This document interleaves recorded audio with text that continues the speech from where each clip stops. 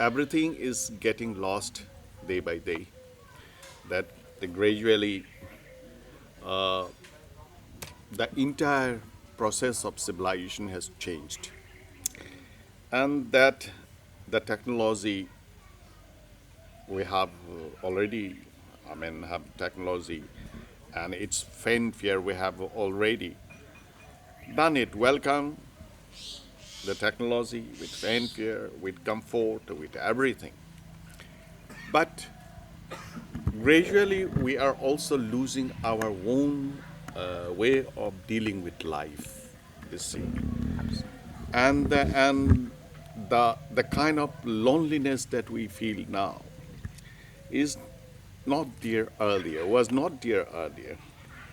You see, when you have been talking about the relationship and the communications, bridge of communications, and losing of many things, the relationship, particularly human relationship.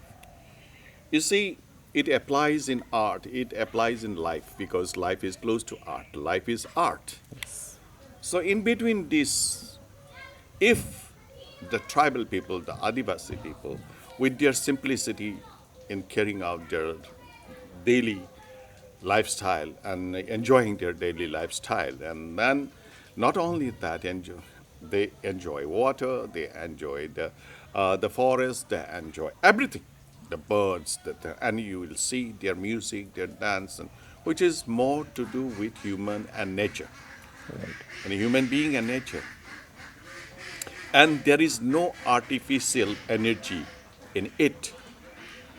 But we are really accustomed with artificial energy. Now, we can't live without electricity, we can't live without the air conditioner, we can't live without refrigerator, we can't live without car, air conditioner, everything. And these are all artificial energy.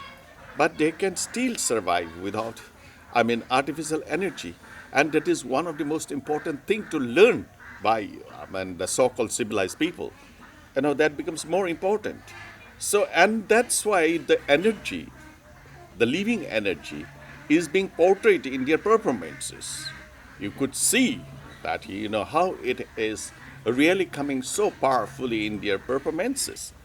And that is where, it becomes very important in terms of documentation, in terms of conservation, in terms of many, many things. It's really important, but it is also important that this is a living example to learn by our civilized people, modern people.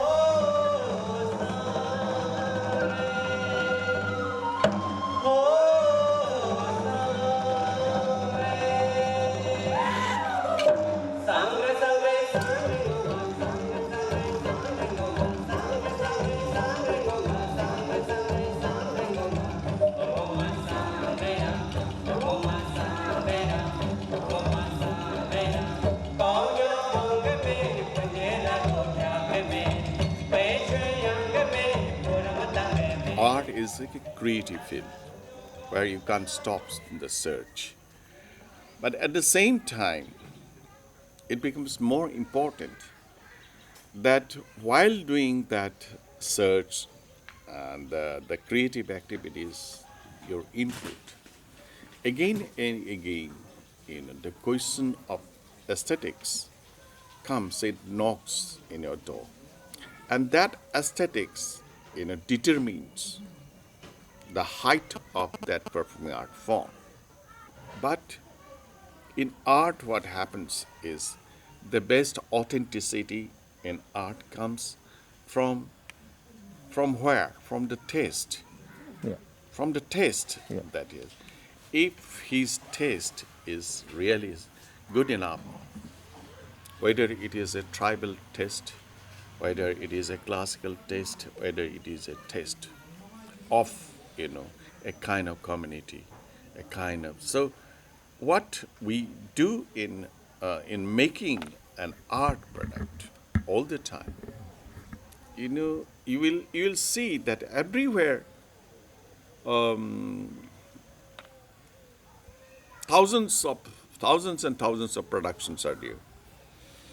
So you have it is like a mango tree, 1,000 mangoes, the same taste. not very sweet, nothing doing more than that. But when you have another mango tree where only one or two mangoes are there, but it's so sweet. It smells good. It's very good. So, there you cannot stop this tree also with thousands of mangoes with the same. You cannot stop this one also. It will be always there, always there. But the changes which is coming out of our civilization, it may be taken as a boon sometime, or as a curse sometime. Yeah. It depends, you know, to an artist. But if an artist is really, really very good enough to understand about his creative factors and elements that he tries to bring into his creative activities, one has to be really careful and study properly all the most of the performing art forms which exist now. And that is where the tribal art form is also one of them which exist. And if you listen to them, if you look at them, it's really unparalleled kind of thing which you get. So it will survive in spite of all your SMS or in spite of all yours with this, but it will take, a different shape maybe in future. The face may be a little bit deteriorated sometime, sometime, again coming into the full circle, but nobody can say that. But one has to go on exploiting all these ideas. How do you feel this language is part of any performing art? And vis-a-vis, since like it's a question of main communication, because what we saw yesterday or day before, I couldn't understand many things. So the communications is everything just in the energy only. They are creating energy. It's a very, very big question. But language is like onion. You see, it's like onion. The more you peel it, and ultimately you don't find anything. See, because your art is more important.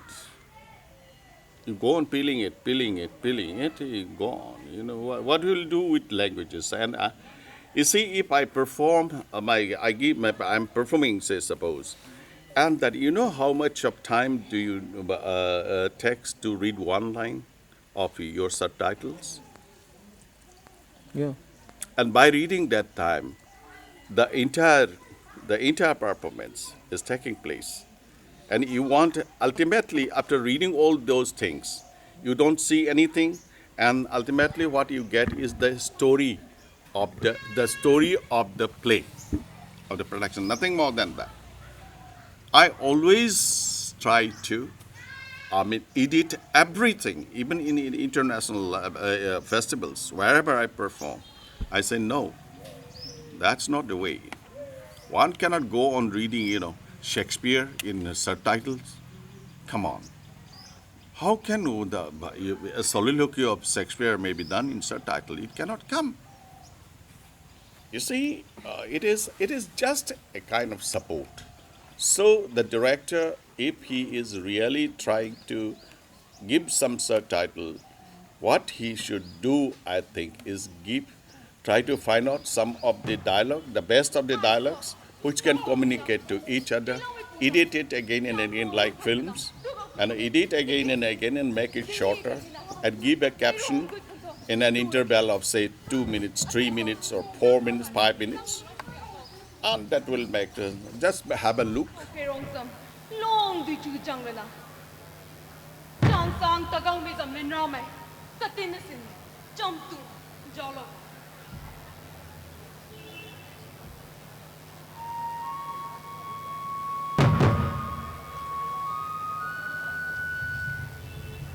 jing ni kan thina ke rong gu khang thong nu ra khe ting na bu kho gu long tho pao. So in that case, sir, how a director, a designer, per se, will negotiate this language? Finally, the performer will speak some language. Then there's a text, and they are called. You see, it is not known. Even if we speak our languages. There are lot of communication gap. You see, you understand the language, but it is not really important. That you understand art is more important because it is an artistic performance. It is not the language. Then why? Then if it would have been language, then why should I bring my art? Then I will give you, in typing out everything and give you. Say you read it. Come on, I don't. I have to do anything. Read it. So I was saying, Okay. sir, language should be treated as a sound So only. language is that. Yeah, sound Language only. is that. But what is art then? Language remains there. You know everything. I give you description. So are you satisfied with that? No? Art. You have to express yourself properly, meaningfully, interpret it properly in another way. And that is how the creative art exists. It's not always for the audience. A creative art is not always for the audience. Not for It the- is a satisfaction of the artist inside. You see, it is more important. And when he realizes it, he will do his own things and say that this is what I can do. I'm sorry. If I cannot satisfy you, I'm sorry, but I'm satisfied. That's all. For me, it is again personal. For me, theater, I don't know really what is theater. I don't know. So I'm doing theater. So I want to know it. So it will take time and money for my experimentation so that I know about it.